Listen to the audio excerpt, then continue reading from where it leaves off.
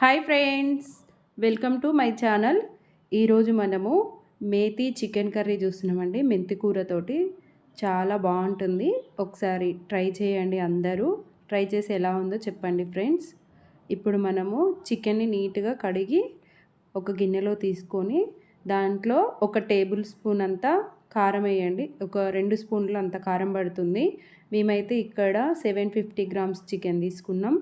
తర్వాత ఒక స్పూను పసుపు, ఒక స్పూను ధనియాల పొడి, ఒక స్పూను అల్లం వెల్లుల్లి పేస్టు, కొంచెం కొత్తిమీర, కొంచెం పుదీనా, ఇవన్నీ వేసుకొని మంచిగా కలుపుకోవాలండి.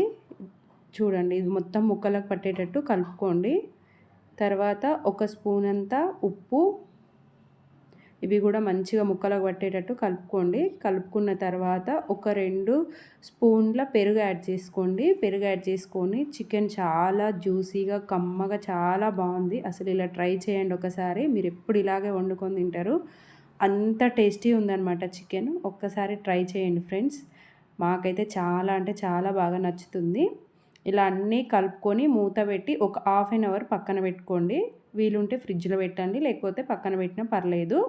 ఇప్పుడు ఒక 2 టేబుల్ స్పూన్ల ఆయిల్ తీసుకొని అది హీట్ అయిన తర్వాత కొంచెం షాజీరా యాడ్ చేసుకోండి. యాడ్ చేసుకొని అవి కూడా వేగిన తర్వాత ఒక 2 పెద్ద ఉల్లిపాయల్ని సన్నగా ముక్కలుగా కట్ చేసుకొని యాడ్ చేసుకొని దోరగా వేగనివ్వండి. ఇలా కొంచెం దోరగా వేగితే సరిపోతుంది, మనకి పచ్చిగా ఉండొద్దు. అందులోనే కొంచెం కొత్తిమీర, కొంచెం పుదీనా యాడ్ చేసుకోండి. కొంచెం చిటికెడంత పసుపు కూడా యాడ్ చేసుకోండి. మనం ఆల్రెడీ చికెన్లో వేసుకున్నాం కాబట్టి ఇక్కడ కొంచెం వేసుకుంటే సరిపోతుంది మనకి. అవి మొత్తం మంచిగా కలుపుకోండి. ఇప్పుడు ఒక 2 కట్టలు మనము మెంతి కూర ఉంటుంది కదా, 2 కట్టలు మెంతి కూరని చిన్న చిన్న ముక్కలుగా కట్ చేసుకొని నీట్గా కడిగి ఇలా చికెన్లో యాడ్ చేసుకోండి. అది కూడా బాగా ఉడకనివ్వండి. మెంతి కూర కూడా పచ్చివాసన లేకుండా ఉడకనివ్వండి. అలా వేగిన తర్వాత మనం ఫస్ట్ చికెన్ కలిపి పెట్టుకున్నాం కదా, ఆ చికెన్ని కూడా మనము ఈ కర్రీలో యాడ్ చేసుకోవాలి. ఇలా యాడ్ చేసుకొని మొత్తం మిక్స్ చేయండి. ఆయిల్ అంతా చికెన్లో కలిసిపోయేటట్టు ఇలా మొత్తం మిక్స్ చేయండి. చూడండి, ఇలా మొత్తం కలుపుకుంటే సరిపోతుంది మనకి. కలుపుకొని మూత పెట్టండి. ఇక్కడ మా హస్బెండ్ చేస్తుండండి కర్రీ. చాలా బాగుంది. సూపర్ అంటే సూపర్ చేసిండు. ఎంతైనా జెంట్స్ చేస్తే అందుకే కర్రీస్ చాలా టేస్టీగా ఉంటాయి అసలు. ఎందుకో నాకైతే మా హస్బెండ్ చేస్తే చాలా టేస్టీ అనిపిస్తుంది. అబ్బాయిలు ఎవరు చేసినా బాగుంటుంది, మరి ఎందుకు సెట్ అవుతుందో తెలియదు. కానీ మళ్ళీ ఒకసారి ఇలా మూత తీసి మంచిగా కలుపుకోండి. మధ్యలో కలుపుతూ ఉండండి, ఎందుకంటే అడుగు మాడిపోతూ ఉంటుంటుంది.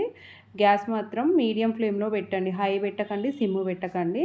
ఇలా ఉడకనివ్వండి. చూడండి, మళ్ళీ మూత తీసి చూస్తే మనకి ఆల్మోస్ట్ దగ్గర పడుతుందన్నమాట.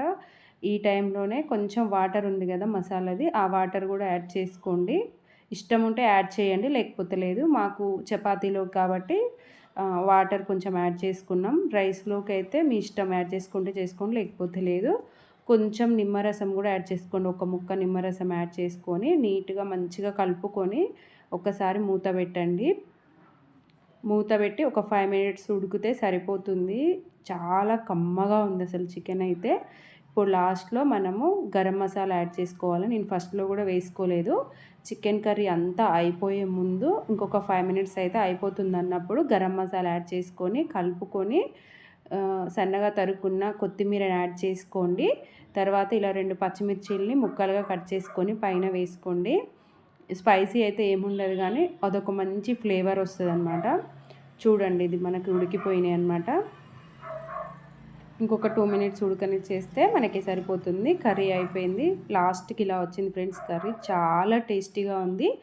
కొత్తగా ఎవరైనా నా ఛానల్ చూసింటే ప్లీజ్ సబ్స్క్రైబ్ చేసుకోండి ఫ్రెండ్స్. మెంతి కూర చికెన్ మీకు నచ్చినట్లయితే లైక్ చేయండి, షేర్ చేయండి, కామెంట్ చేయండి. Thank you for watching. Bye bye.